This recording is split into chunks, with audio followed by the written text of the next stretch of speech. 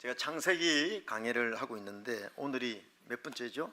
50번째입니다. 장별로 이렇게 설교를 하는데 약간 고민이 생겼습니다. 왜냐하면 42장부터 43장, 44장, 45장 4장에 걸쳐서 이게 굉장히 긴데 주제는 한 가지예요. 요셉과 형들의 재회.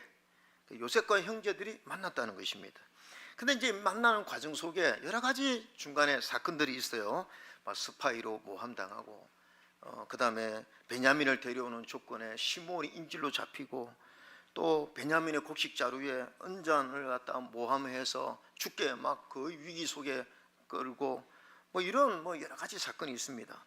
그러다 보니까 제가 42장 또 43장 44장 45장 이거를 나누어서 설교하기가 어려워요. 또 이 긴 4장에 걸친 이 스토리를 이 30분에 담아서 설교하는 것도 좀 고민이 되었습니다. 그런데 이 설교에 아주 힌트를 주는 게 있었는데 제가 지난주 오디세이라고 하는 영화를 봤거든요. 영화 재밌어요. 여러분 보세요. 영화 재밌습니다. 오디세이 영화를 봤는데 저는 이런 역사에 좀 관심이 많으니까 이 크리스토프 놀란 감독이 이 굉장히 긴 그 호메로스의 서사시 그리스 신화를 배경으로 한 이 오디세이야만 해도 굉장히 24권의 그런 책, 아주 두꺼운 책인데 이걸 어떻게 그 오디세우스의 20년의 여정을 3시간 안에 이 영화로 담아내냐. 그래서 저는 이제 설교자다 보니까 그런 관점에서도 봤어요. 보니까 이 크리스토퍼 놀란 감독이 이 20년의 방대한 이야기를 시간순으로 보여주는 게 아니에요. 시간순으로 보여주는 게 아니라 이 3가지의 그 축으로 3가지의 렌저로, 그래서 그 오디세우스의 고향 이타카 배경, 또 하나는 바다의 여정, 또 하나는 트로이 전쟁, 이 압축해서 보여주더라고요. 우리 제가요 힌트를 얻었습니다. 할렐루야. 그래서 이번에는 나도 시간 순으로 설교를 하지 않고 이 요셉의 죄의 이야기를 이 30분 내지만 여러분에게 압축해서 축으로 말씀을 전하면 되겠다 생각했습니다. 여러분, 제가 늘 강조하지만요, 왜 우리는 창세기, 아브라함 이야기, 이삭 이야기, 야곱 이야기, 요셉 이야기를 듣습니까? 4,000년 전의 이야기입니다. 아니, 왜 우리가 그들의 이야기를 들어야 됩니까? 그것은요, 여러분, 야곱에게 역사하신, 요셉에게 역사하신 그 하나님이 오늘도 살아서 지금 우리와 함께하고 역사하는 줄로 믿습니다. 그래서 하나님을 배우는 거예요. 요셉 이야기를 통해서 하나님의 살아있음, 하나님이 지금 우리에게 어떤 식으로 역사하느냐, 그 메시지를 우리는 뽑아내야 되는 것입니다. 그런 의미에서 첫 번째가 뭐냐면 심한 기근 속에 하나님의 선한 뜻이 숨어져 있다는 거죠. 자, 여러분, 제가 지난주에 풍년이 몇 년이죠? 7년. 흉년 7년입니다. 누구나 다 풍년 좋아하지. 흉년이 지속되는 거 좋아하는 사람 없습니다. 그런데 여러분, 우리가 이 흉년의 시기에 우리가 흉년의 시기를 맞는다고 해서 너무 절망할 필요가 없습니다. 왜냐하면 제가 성경을 보면서 느낀 것이 풍년의 시기도 7년이고 흉년의 시기도 7년인데 풍년의 시기에 대해서는 2구절도 안 돼요.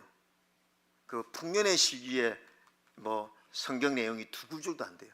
근데 흉년의 시기는요 4장에 걸쳐서 하나님의 역사가 순간순간 숨어 있는 거예요. 우리 인생도 그렇지 않습니까? 우리 인생을 돌이켜볼 때에 우리가 잘 나가고 축복이 있을 때는요 잘 못 느껴요. 근데 우리가 언제 하나님의 역사를 많이 경험합니까?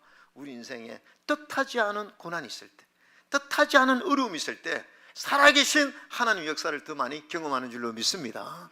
다 그런 의미에서 우리가 이 흉년에는요 하나님의 보이지 않는 그 숨은 뜻, 하나님이 보이지 않는 그 숨은 뜻을 우리가 발견해야 되는데, 자, 여러분, 야곱의 집안에까지 이 흉년이 왔습니다.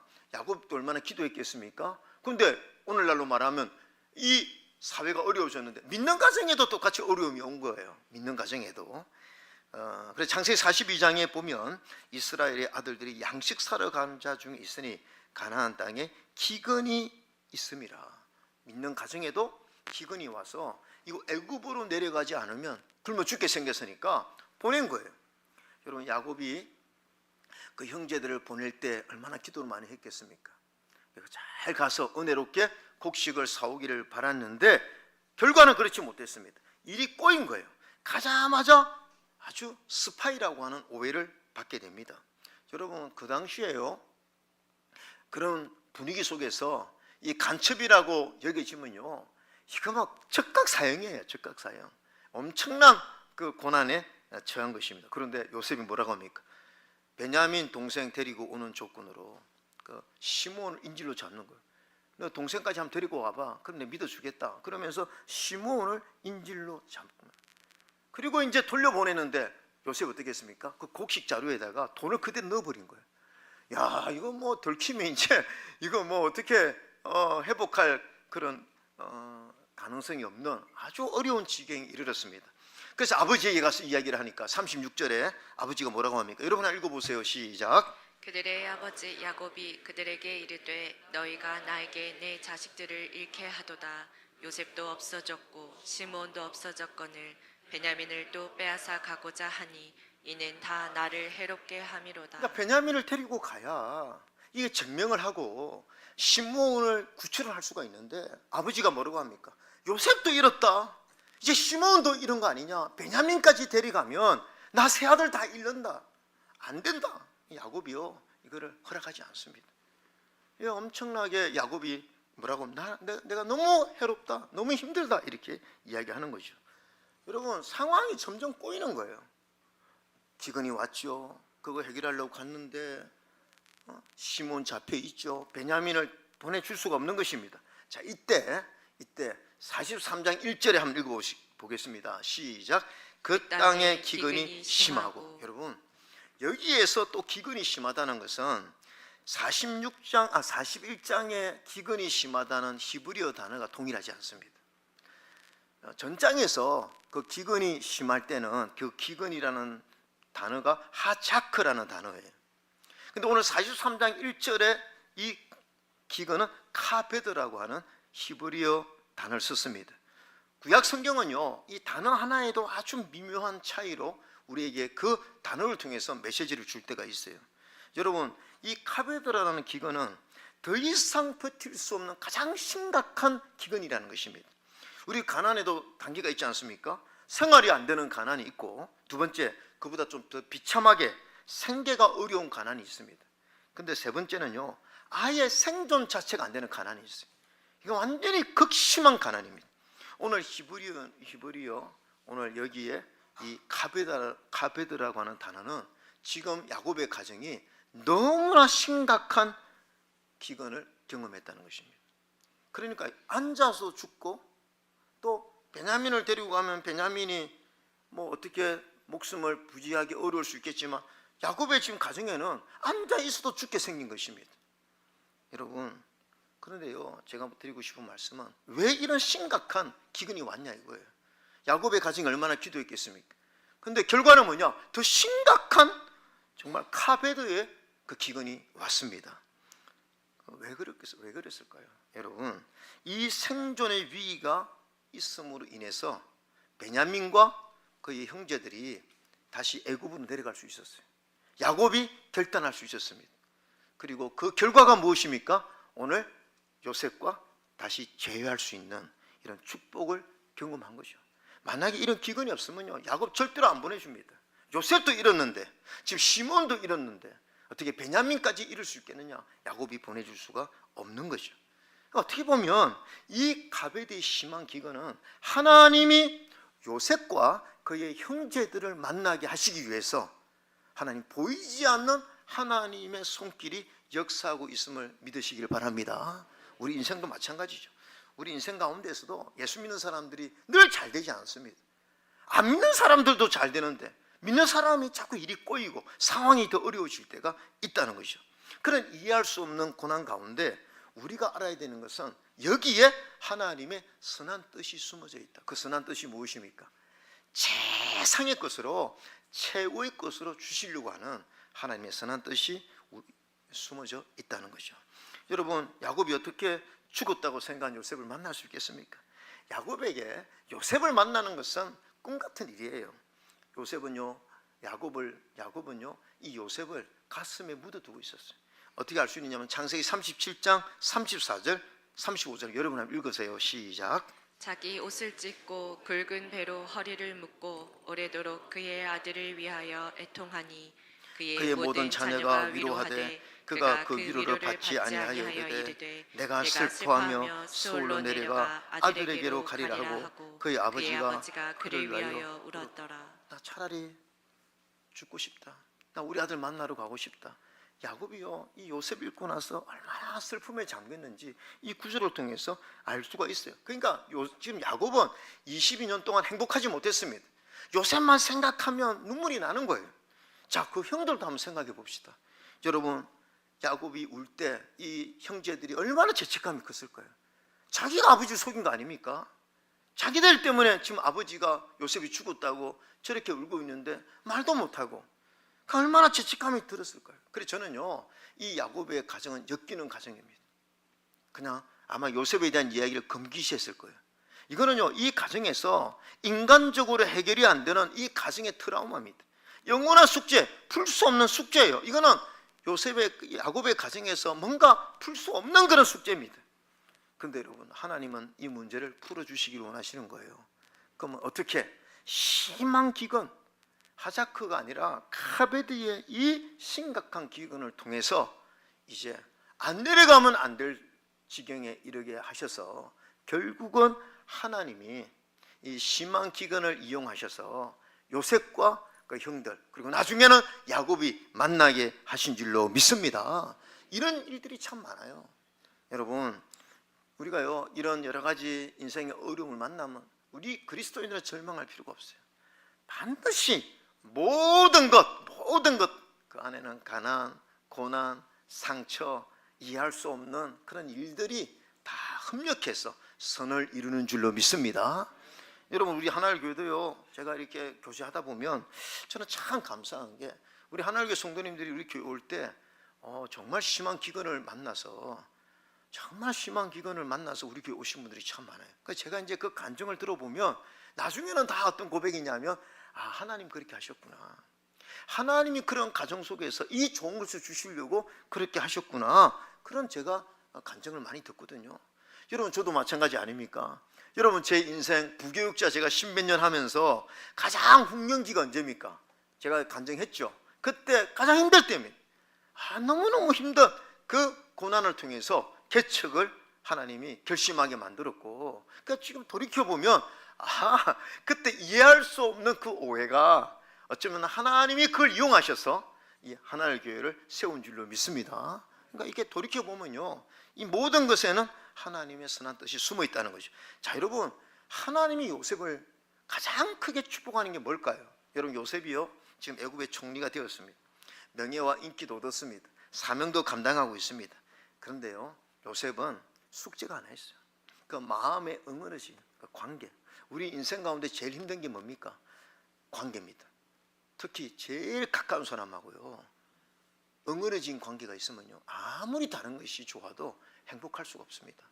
요셉은요, 거기 있으면서 평생 숙제가 뭡니까? 형들이 자기를 파는 거예요. 형들에게 지금 인신매매 당해서 지금 물론 나중에는 총리가 됐지만 엄청 고생하지 않았겠습니까? 근데 오늘 성경에 보면 요셉은 이미 용서를 했어요. 마음속에 형들을 다 용서했습니다. 요셉의 신앙은 하나님의 주권을 믿는 그 믿음이 있었기에 이걸 좋게 해석하는 거 아닙니까? 그런데 용서가 무엇입니까? 요셉이 마음으로 용서한다고 이 모든 게 다 해결되는 게 아닙니다. 가해자가 있고 피해자가 있잖아요. 그러면요, 피해자가 용서를 해도 진정한 화합은요, 가해자가 회개를 해야 되는 거예요. 뉘우쳐야 돼요. 그래야 진짜 이게 용서와 화합이 이루어지는 것입니다. 여러분, 제가 성경 읽다 보면 요셉이 통 크게 형들을 용서했다고 그러면 처음에 내려왔을 때 형, 나 요셉이야. 걱정하지 마. 나 요셉 총리가 됐어. 그러면서 환대해주고 그렇게 축복을 베풀었어야 되는데 왜 4번이나 위기로 몰아넣습니까? 너 스파이지, 정탐꾼이지. 그리고 막 언짢아 숨기고 막 감옥에 가두고 시몬을 인질로 잡고 베냐민 속에 있는 자루에다가 언짢아 숨겨가지고 이들을 왜 이렇게 공궁에 빠지게끔 합니까? 요셉이 왜 그렇게 합니까? 여러분, 제가 볼 때는 이게 하나님의 의도예요. 왜냐하면 형들이 자신들의 잘못을 진정으로 회개해야만 요셉과 진정한 화해가 이루어지는 줄로 믿습니다. 그래서 요셉이 참은 거예요. 요셉은 빨리 만나고 싶었어요. 형들이 깨닫기 전까지 요셉은 참은 것입니다. 근데 마지막 요셉이 눈물을 흘리고 소리를 내어 울면서 형들과 상봉하기 직전에 무슨 일이 있었습니까? 여러분, 베냐민을 인질로 두고 가라고 했을 때 유다가 뭐라고 하느냐 하면, 베냐민을 안 데려가면 우리 아버지 죽습니다. 우리 아버지 요셉 때문에 얼마나 고생했는데, 만약에 내가 베냐민을 안 데려가면 우리 아버지 죽습니다. 차라리 내가 여기 잡혀 있겠습니다. 유다가 그렇게 한 거예요. 그 유다가 누굽니까? 유다가요, 요셉이 구덩이에 빠졌을 때 르우벤 큰 맏형이 야, 너무 이거 심한 거 아니냐, 우리 그냥 요셉 구해주자 그랬을 때 유다가 뭐라고 했냐면, 그럴 필요 없다, 그냥 팔아버리자. 유다가 주선해서 요셉이 팔린 거예요. 그런 유다가 이제는 완전히 정반대로 내가 차라리 여기 잡혀 있겠다는 겁니다. 그러니까 이게 회개입니다. 자신의 잘못을 깨달은 거예요. 형들이 진짜 뉘우치니까 그때서야, 자 말씀 한번 볼까요? 그런 배경으로, 자 2절 같이 한번 읽읍시다. 2절입니다. 45장 2절. 요셉이 같이 읽읍시다. 시작. 요셉이 큰 소리로 우니 애굽 사람에게 들리며 바로의 궁중에 들리더라. 이 울음은요, 억울해서 우는 게 아니에요. 요셉이 너무 기뻐서 우는 거예요. 형들이 진짜 회개를 하니까 자신의 용서가 정말 제대로 된 용서가 되고 형들과 이제 진짜 화합이 이루어진 것입니다. 이거 누가 하신 것입니까? 물론 요셉도 노력했지만 여러분, 뒤에서 하나님이 이 작품을 만드신 줄로 믿습니다. 그러니까 요셉이 얼마나 감사했을 거예요. 이 기근을 통해서 하나님이 역사를 해서 완벽하게 이 가정의 트라우마를 하나님이 한 방에 다 해결해 주버린 것입니다. 오늘 우리도 마찬가지입니다. 우리는 이해할 수 없는데 하나님이 역사하셔서 여러분, 그런 고난과 그런 이해할 수 없는 일들을 하나님이 엮어서 어떻게 보면 야, 우리 가정의 문제, 내 인생의 문제를 한 방에 해결하시는 그 하나님의 은혜가, 숨어있는 하나님 은혜가 우리 가운데 있는 줄로 믿습니다. 자, 두 번째가 뭐냐면, 하나님이 주신 비전은 내 삶 속에서 반드시 이루어진다는 것이죠. 여러분, 자 지금 요셉의 입장에서 볼 때 22년 만에 형들을 만나요. 근데 형들은 요셉이 처음에 총리가 된지 몰랐으니까 처음에 막 총리 앞에서 막 절을 할 수밖에 없는 거죠. 요셉은 알아봤지만 그 형들은 알아볼 수가 없었습니다. 창세기 42장 6절 한번 읽읍시다. 시작. 그때 요셉이 나라의 총리로서 그 땅 모든 백성에게 곡식을 팔더니 요셉의 형들이 와서 그 앞에서 땅에 엎드려 절하매. 땅에 엎드려 막 절을 하는 거예요. 그때 9절에 보면 요셉이 그들에게 대하여 꿈을 생각했습니다. 이거 언제 꿈입니까? 요셉이 17살 때 이 꿈 이야기하다가 형들에게 미움당하지 않았습니까? 하나님이 요셉에게 이 비전을 줬어요. 절한다는 거예요. 11곡씩이 나한테 절한다.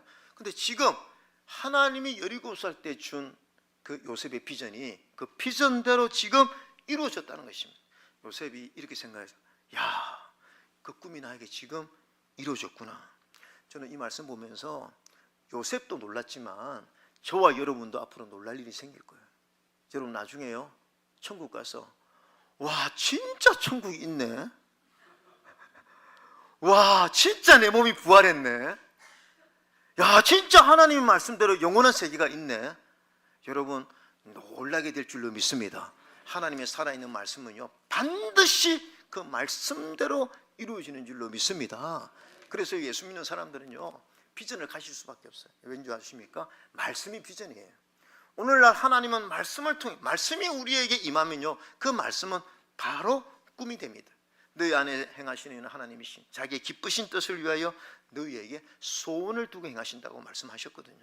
그래서 하나님은 각자 예수 믿는 저와 여러분에게 오늘도 하나님 우리에게 꿈을 주세요. 그 꿈이 뭡니까? 나 이 문제 해결될 수 있을 것 같은데, 나 그 사람 사랑할 수 있을 것 같은데, 나도 변화될 수 있을 것 같은데, 나도 쓰임 받을 수 있을 것 같은데, 앞으로 나에게 좋은 일이 생길 것 같은데. 이게 전부요, 하나님의 말씀을 통해서 하나님 여러분에게 꿈을 주시는 줄로 믿습니다. 각자 다 달라요. 그래서 여러분, 저는 여러분 하나님 말씀을 들을 때 아멘으로 받으세요. 왜냐하면 고린도후서 1장 20절에 하나님의 약속은 얼마든지 그리스도 안에서 예가 된다. 이 말은 반드시 이루어진다는 것입니다. 오늘 우리에게 주시는 그 하나님의 비전요. 저는 아까 우리 그 아동부, 그다음에 유치부, 학생부도 요즘 막 수련을 하잖아요. 저게요 얼마나 귀한지 몰라요. 얼마나 귀한지 몰라요. 왜냐하면 그 어릴 때 한번 하나님이 그 아이의 심령에 비전을 심어주면요, 그때부터 평생 그 아이는 잠을 자도 놀아도 하나님이 그 비전을 이끌어가는 줄로 믿습니다.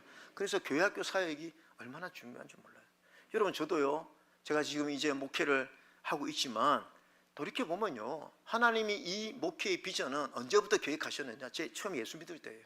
제가 처음에 교회 나가는 날 제가 간증했잖아요. 그때 하나님이 진짜 밤에 꿈으로 구원선에 제가 선장이 되어가지고 그런 신비한 꿈을 주셨고, 지금 돌이켜보면 제가 처음에 예수 믿었을 때 그때 만으로 17살 때인데, 그때 하나님의 은혜가 너무 크고 또 지연제가 너무 많아서 회개 기도 많이 했습니다. 그래서 혼자서 기도원도 많이 갔고 부흥회도 쫓아다녔어요. 그래 한 번은 제가 어느 기도원에서 가서 막 회개 기도하고 그냥 기도를 많이 하는데, 한참 아마 기도를 그렇게 학생이 하고 있으니까 어떤 권사님인지 여자 전도사님인지 모르겠어요. 아마 그분이 저를 보고 저 가까이 와서 학생, 내가 기도 한번 해주면 되겠냐고 이렇게 물어보더라고요. 기도해 주신다고 하는데 뭐 반대할 이유가 뭐 있습니까? 그래서 기도해달라니까 제 머리에 손을 얹고 기도를 하는데, 하여튼 제 그때 생각은 엄청 길게 하셨어요. 엄청 길게 하셨어요. 그런데 엄청 길게 하시는데 이 기도의 내용이요, 제가 어릴 때 들었는데 제 초신자 아닙니까? 그런데 이런 기도예요. 하나님께서 위대한 종으로 서실 줄로 믿습니다. 세계 열방 가운데 복음을 전하고 하나님의 나라를 위해서 이런 내용이에요. 정확진 않은데 어쨌든 그런 내용. 그때 제가 초신자 아닙니까? 저 처음 예수 믿은 학생이에요. 그런데 저분이 무슨 이런 기도를 하시나? 주의 종, 세계 열방, 복음 선포, 왜 이런 기도를 하시지 했는데, 사실 그때 제가 그 기도를 마음에 두었어요. 근데 제가 왜 이 말씀 드리느냐 하면, 제가 지금 이제 40년이 더 지나지 않았습니까? 그런데 돌이켜보면요, 이미 하나님은 그때 비전을 주시고 말씀을 주시고 하나님의 계획대로 저를 이끌어 오신 줄로 믿습니다. 그러니까 오늘 저의 목회 여정도 어떻게 보면요, 제 계획이 아니에요. 하나님의 계획입니다. 여러분, 제가 왜 제 이야기를 하는 줄 아십니까? 저뿐만 아니에요. 여러분들에게도 하나님 여러분을 부르시면 하나님의 말씀을 통해서 여러분 각자에게 비전과 꿈을 심는 줄로 믿습니다. 그러면요, 그 말씀이 여러분은 잊어버려요. 여러분은 그냥 오늘 설교 듣다가 아멘, 나 저렇게 살아야지 아멘 했는데, 하나님의 말씀이 여러분의 심령에 아멘으로 받아들이시면 여러분은 잊어버릴지 몰라도 하나님은 그 말씀으로 여러분을 이끌어가는 줄로 믿습니다. 나중에 가보면 하나님이 우리를 이끄신 거예요. 내가 가는 게 아니라. 마지막 하나만 더 보겠습니다. 믿음으로 보는 관점은 희망 기근도 간증이라는 거죠. 자, 창세기 45장 5절 한번 읽어보겠습니다. 5절입니다. 시작. 당신들이 나를 이곳에 팔았다고 해서 근심하지 마소서, 한탄하지 마소서.